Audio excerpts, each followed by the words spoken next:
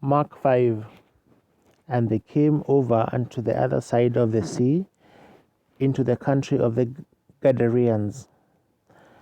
And when he was come out of the ship, immediately there met him out of the tomb a man with an unclean spirit, who had his dwelling among the tombs, and no man could bind him, no, not with chains, because that he had been often bound with fetters and chains, and the chains had been plucked asunder by him, and the fetters broken in pieces, neither could any man tame him. And always night and day he was in the mountains and in the tombs, crying and cutting himself with stones. But when Jesus saw afar off, he ran and worshipped him, and cried with a loud voice, and said, What have I to do with thee, Jesus, thou Son of the Most High God? I adjure thee by God that thou torment me not. For he said unto him, Come out of the man, thou unclean spirit. And he asked him, What is thy name? And he answered, saying, My name is Legion, for we are many. And he besought him much that he would not send them away out of the country.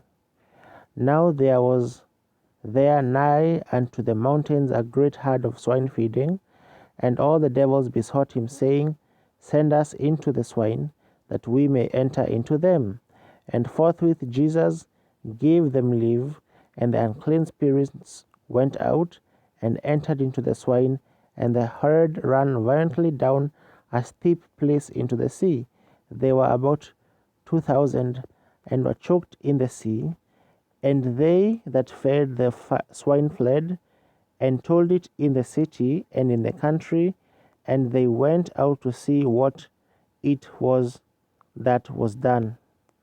And they came to Jesus, and see him that was possessed with the devil, and had the legion, sitting and clothed, and in his right mind, and they were afraid.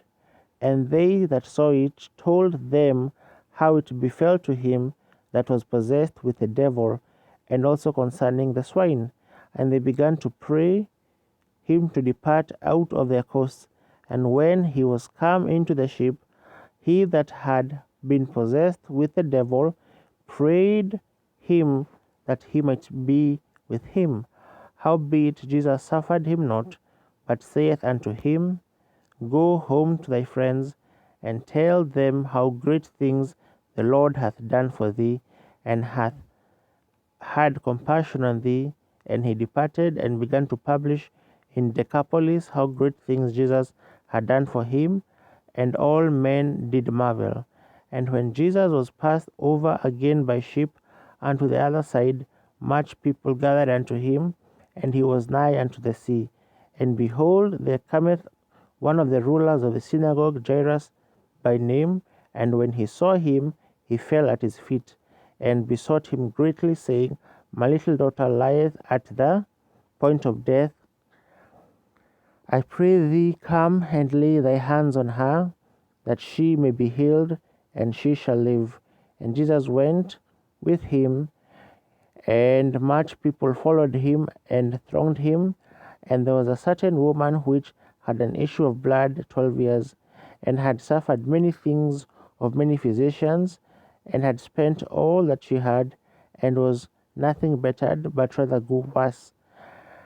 When she heard of Jesus, came into the press behind, and touched his garment. For she said, If I may touch but his clothes, I shall be made whole. And straightway the fountain of her blood was dried up, and she felt in her body that she was healed of that plague. And Jesus, immediately knowing in himself that virtue had gone out of him, turned him about in the press, and said, Who touched my clothes? And his disciples said unto him, Thou seest the multitude thronging thee, and sayest thou, Who touched me? And he looked round about to see her that had this thing.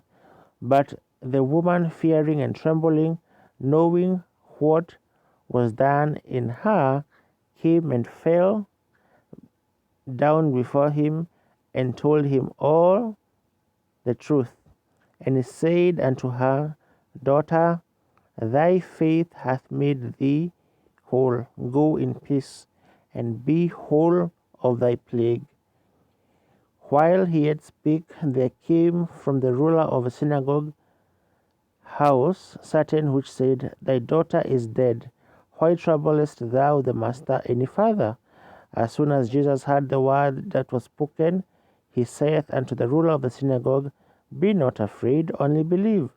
And he suffered no man to follow him save Peter and James and John, the brother of James. And he cometh to the house of the ruler of the synagogue, and seeth the tumult, and them that wept and wailed greatly. And when he was come in, he saith unto them, Why make ye this ado and weep? The damsel is not dead, but sleepeth.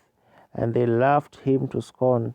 But when he had put them all out, he taketh the father and the mother of the damsel, and them that were with him, and entereth in where the damsel was lying. And he took the damsel by the hand, and said unto her, Talitha cumi, which is, being interpreted, Damsel, I say unto thee, arise. And straightway the damsel arose and walked, for she was of the age of 12 years. And they were astonished with great astonishment. And he charged them straitly that no man should know it, and commanded that something should be given her to eat.